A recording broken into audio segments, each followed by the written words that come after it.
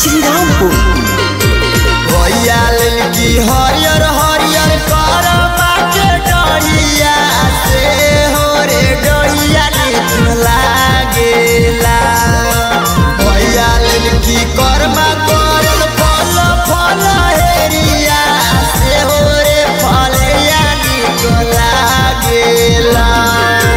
भैया ललकी हरियर हरियर करमा के डढ़िया से हो रे डढ़िया नीक लागेला। भैया ललकी करमा करल फल फल हेरिया से हो रे फलेरिया नीक लागेला।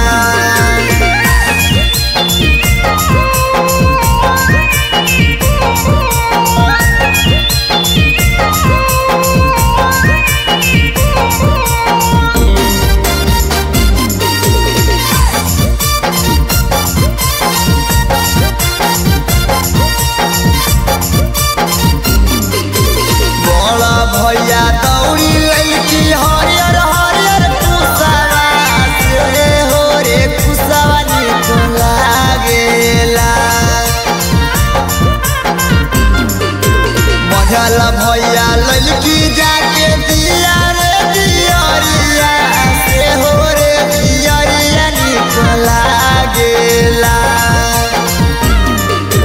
मझल भैया ललकी जाके दिया रे दियरिया से हो रे दियरिया नीक लागेला। छोट भैया अंगन में खनला की वो खरिया से हो रे वो खरिया नीक लागेला।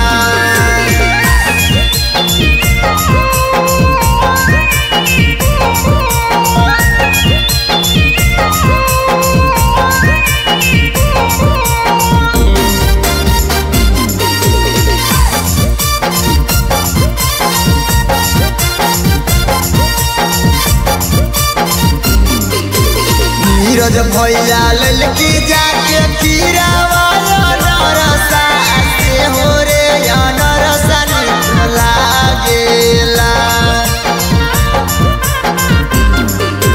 साहेब भैया ललकी जाके अपुरिया नरसा से हो रे अपुरिया नीक लागेला।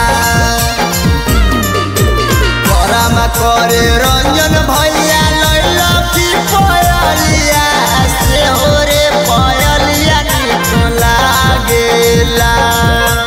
कोमल बिहारी गावे करमा के गीतिया से हो रे गीतिया नीक लागेला। Kanchan recording studio Shrirampur.